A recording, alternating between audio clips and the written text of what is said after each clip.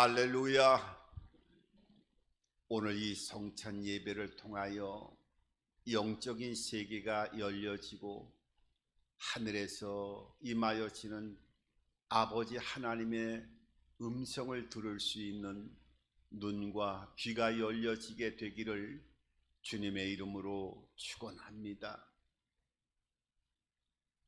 광야에 풀 한 폭이 나지 아니하는 그러한 광야길을 절망 가운데 지나가게 되어지는 아버지와 아들이 있었습니다.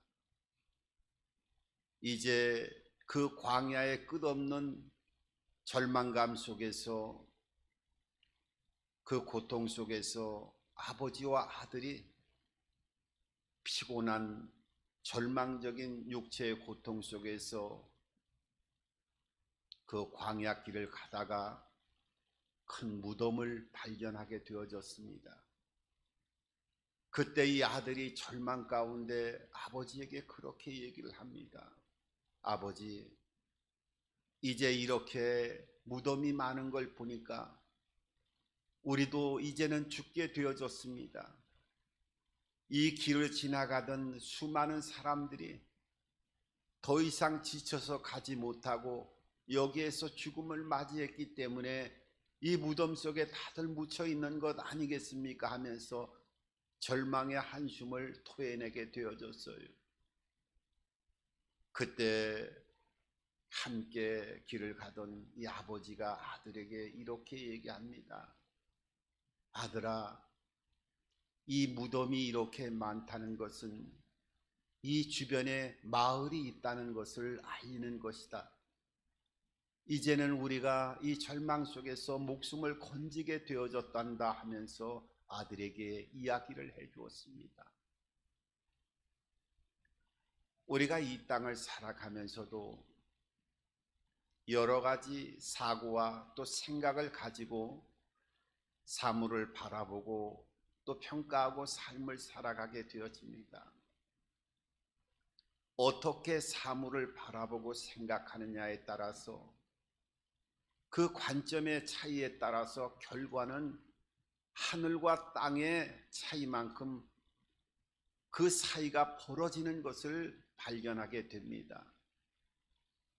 우리가 이 땅을 살아가면서도 삶의 지혜를 통해서 보게 되면, 햇빛이 비치게 되어지면 죽은 나무까지는 더 바싹 말라버리게 되어지는 것을 보게 됩니다. 하지만 죽지 않고 살아있는 나무가지에 햇빛이 비치면 그 햇빛을 통해서 더욱더 생명력을 유지하고 푸르름을 유지하면서 왕성하게 나무가지가 성장하고 삶을 살아가는 모습을 우리가 체험적으로 경험하게 되어집니다. 서리가 내리면 약한 풀들은 다 죽지만은 들국화는 더 강인한 생명력을 가지고 향기로움을 발하는 것을 보게 되어집니다.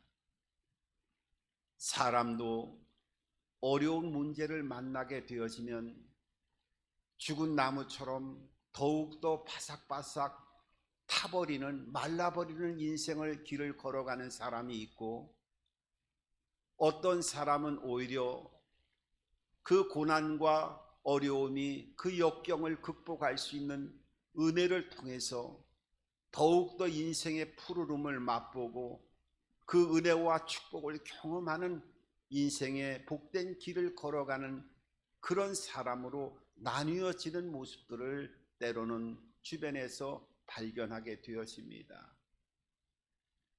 여러분, 오늘 제목처럼 우리는 무엇을 보고 있는 것인가? 우리는 무엇을 듣고 있는 것인가?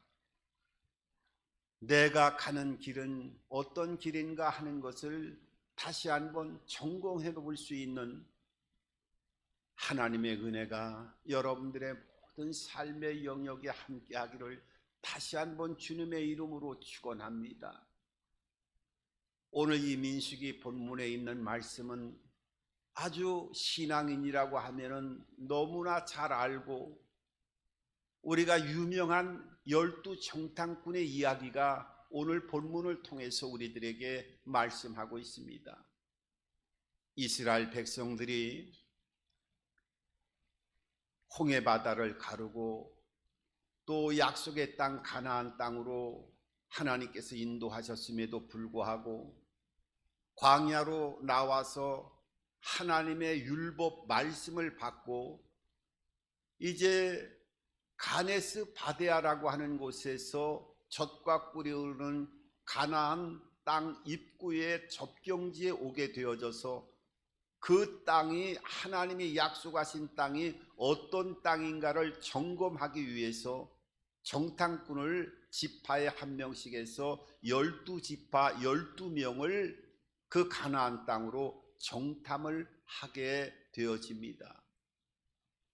그런데 12정탐꾼들이 40일 동안을 그 가나안 땅을 정탐하고 돌아와서는 10정탐꾼과 2정탐꾼의 그 정탐했던 내용이 하늘과 땅의 차이만큼 달라지는 것을 보게 되어지고 10정탐꾼이야말로 하나님의 진노를 자아내게 만들어 가지고 결국은 하나님의 약속의 땅으로 들어가는 것보다도 오늘 40일 동안을 정탐한 것을 하루에 1년씩으로 계산을 해갖고 40년 동안을 광야에서 헤매이다가 결국에는 40년 뒤에 가나안 땅을 들어가게 되어지는 그야말로 안타까운 문제의 근본이 오늘 이 정탐의 현장을 통해서 우리들에게 보여주고 있습니다. 참 안타까운 일이지요. 그렇다고 한다면 왜 이 12정탐꾼이 40일 동안을 가나안 땅을 들어가서 정탐을 했는데 왜 이렇게 차이가 나게 되어질까? 오늘 10정탐꾼이 정탐한 40일 동안의 내용을 보게 되어지면 그 내용이 32절과 봉독한 33절과 14장 1절을 통해서 아주 집약적으로 표현하고 있는데 세 가지를 표현하고 있어요. 10정탐꾼이 어떤 모습으로 40일 동안을 정탐하고 온 결과를 이 정탐꾼이 이스라엘 백성들에게 그 결과를 얘기했느냐 하면 제일 먼저 그 약속의 땅 젖과 꿀이 흐르는 땅을 제일 먼저 악평했다고 말씀하고 있어요. 이 악평이라고 하는 말은 그 땅이야말로 우리 모든 거민들을 삼키는 땅, 죽음의 땅으로 표현하고 있다는 거예요. 32절을 보면은 이렇게 말씀하고 있습니다. 이스라엘 자손 앞에서 그 정탐한 땅을 악평하여 이르되 우리가 두루 다니며 정탐한 땅은 그 거주민을 삼키는 땅이요 거기서 본 모든 백성은 신장이 장대한 자들이며 제일 먼저 이 이스라엘의 10정탐꾼은 그 하나님의 약속의 땅 젖과 꿀이 흐르는 땅을 악평했다고 분명하게 말씀하고 있어요.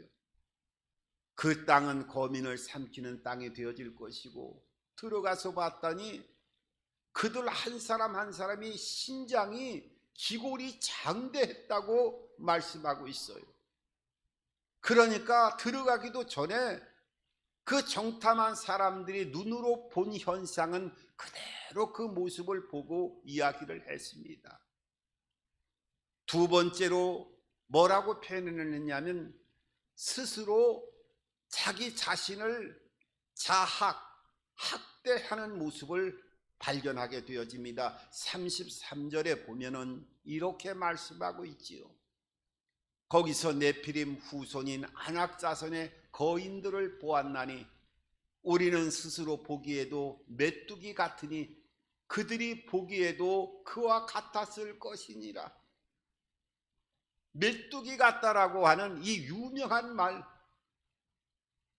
그들에 비하면 그들은 이 안악 자손들의, 그러니까 그 당시에는 얼마나 이 안악 자손들이 그 기골이 장대했던지 그 키가 한 2m 50에서 30에서 한 3m 정도의 이러한 신장을 가지고 있는 안악 자손, 어마어마한 그 거인족 속 네피림의 후손들이 눈으로 정탐할 때 그 기골이 장대한, 여러분 3m 정도가 되면은요, 이거는 사람이 단순한 키로 평가하는 것이 아니라 그 옆으로 사람이 체격이 같이 함께 넓어지면서 키의 높이가 3m가 되면 사람이 기겁할 수밖에 없는 그런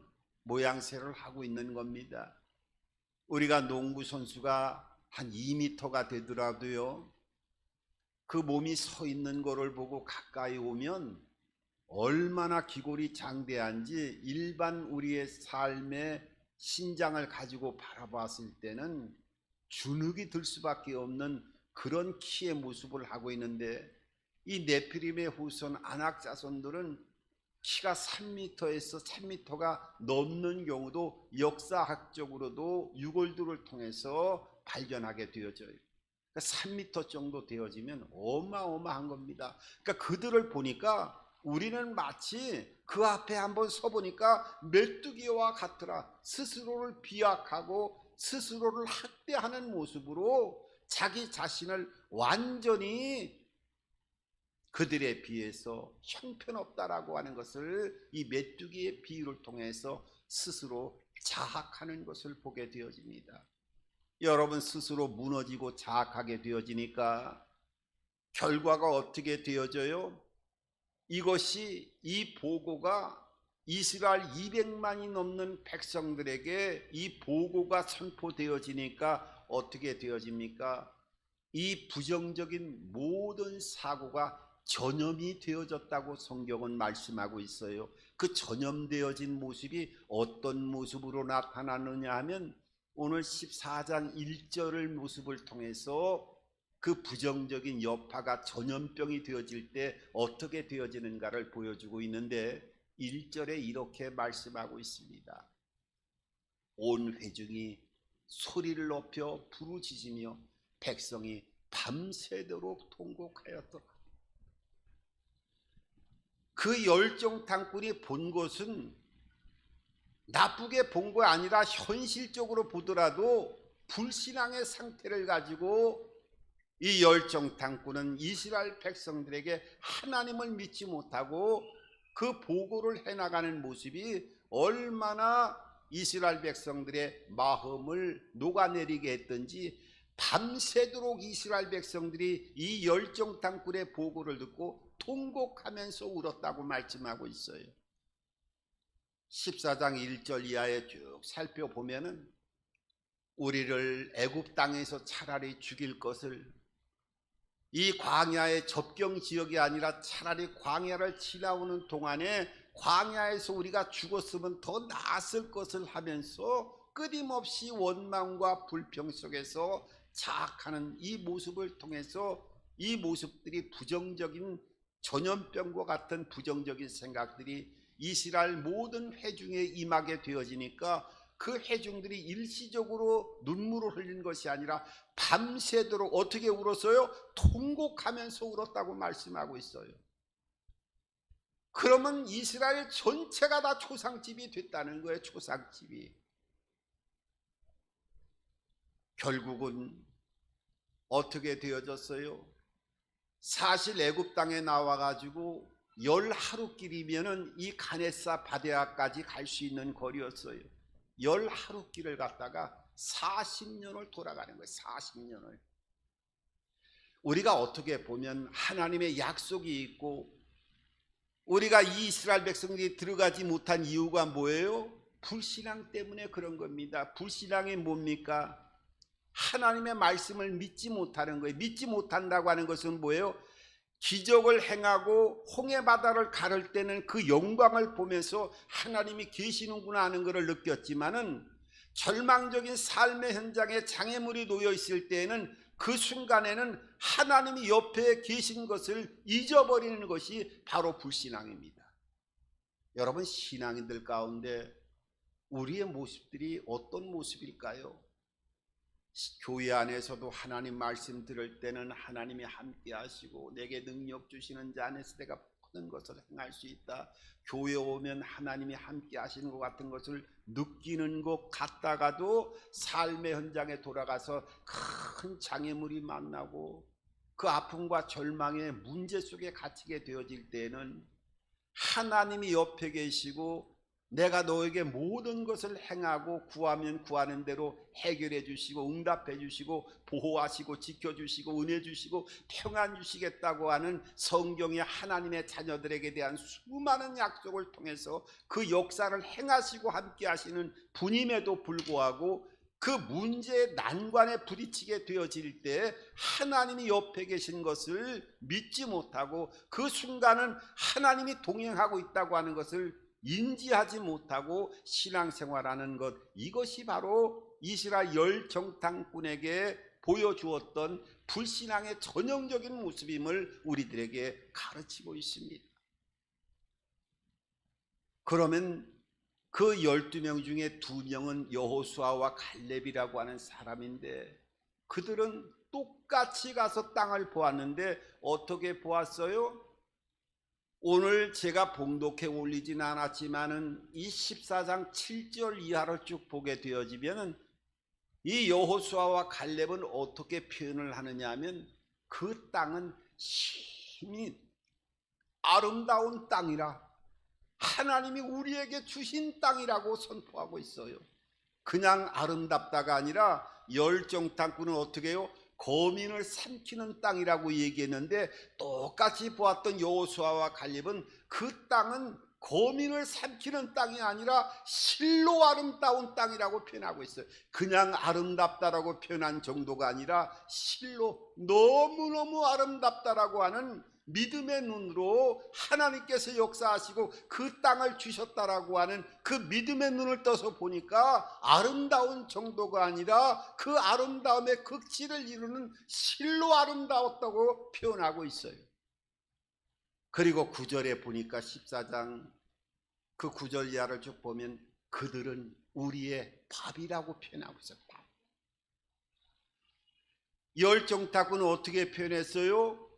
그들은 아낙 자손들의 후예가 되어지고 네피림의 후손이 되어서 키가 3m 정도가 되어져 가지고 우리는 상대가 되지 않고 메뚜기처럼 절망적인 상태에서 도저히 그 땅을 들어갈 수 없다라고 표현한 반면에 이 두 정탐꾼은 어떻게 표현했습니까? 그들은 우리의 밥이라, 밥이라고 표현하고 있어요. 우리가 하나님이 우리의 옆에 계신 것을 인정하고 또 그 하나님 앞에 맡기면서 삶을 살아가는 것이 믿음의 삶이지요.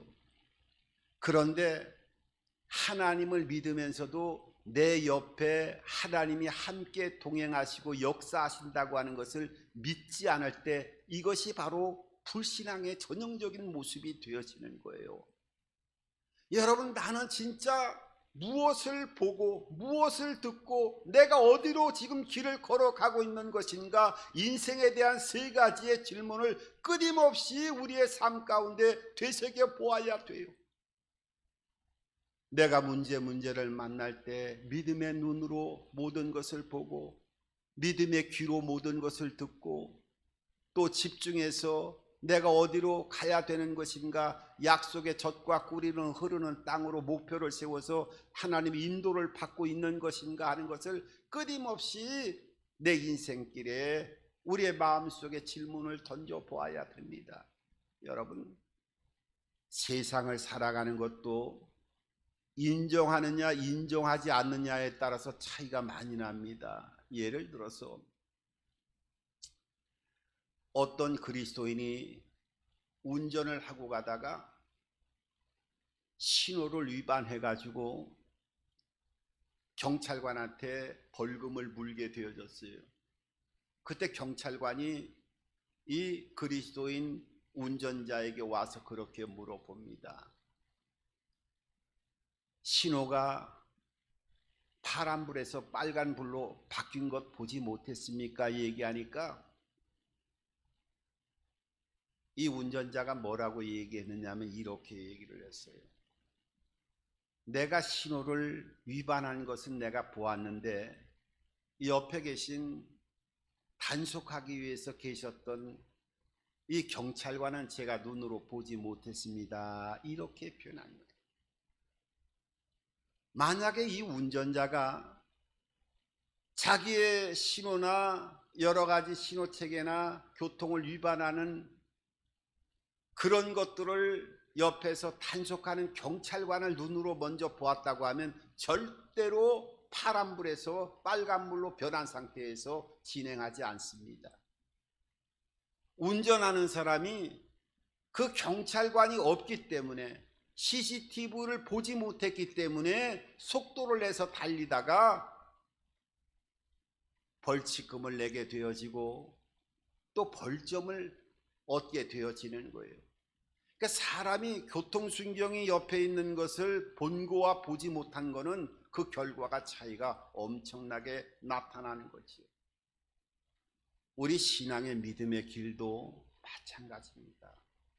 우리가 믿을 때 예수 그리스도의 은혜 안에서 성령이 내 몸 안에 내주하게 되어지면 분명히 이 안에서 감동을 주시고 인도하시고 말씀을 볼 때 뜨거워지고 또 인도할 때 그 마음이 기도할 때에도 그렇고 여러 가지 내 인생의 길을 걸어갈 때 하나님이 탁탁탁 계시하면서 인도하는 그 놀라운 운행하심을 경험하고 체험하게 되어져요. 근데 그것은 일시적인 것이 아니라 늘 내 옆에 하나님이 함께 계시고 성령께서 나를 도와주신다고 인정하고 환영하고 모셔드리면서 늘 동행하면서 삶을 살아가는 믿음의 길을 걸어가는 자에게는요, 하나님이 예비하신 놀라운 역사하심이 셀 수 없이 우리의 삶의 현장에서 드러나게 되어지는 거예요. 문제를 만나도 그 문제 때문에 하나님이 나를 큰 축복의 길로 인도하시기 위해서, 깨닫게 하기 위해서 이렇게 인도하셨구나 하는 것을 긍정의 눈으로, 감사의 눈으로, 기쁨의 눈으로 우리가 모든 것을 인정하고 인도를 받게 되어지는 거예요.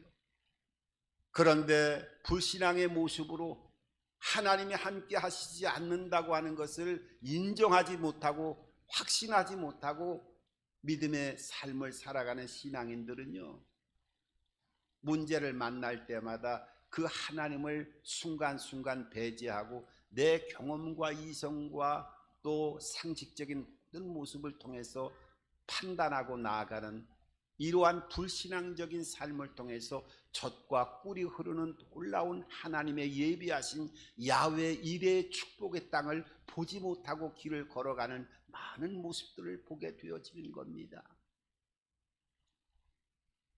여러분, 열 정탐꾼과 그 두 정탐꾼의 차이가 어마어마한 것이지요.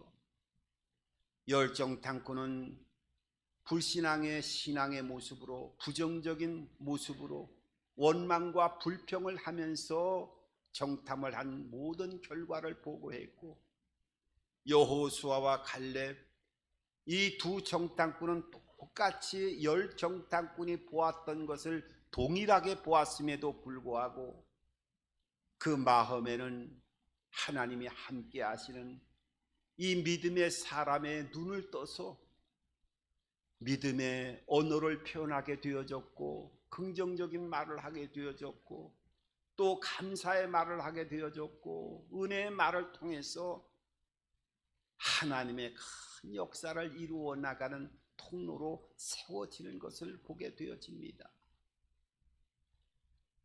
여러분, 이 결과는요 이렇게 달라져요. 그래서 우리가 내가 인생의 길을 걸어가면서 무엇을 보고 있는가, 무엇을 듣고 있는가, 어디로 가고 있는가, 믿음의 눈을 떠서 하나님의 약속에 초점을 맞추고 나아가야 돼요.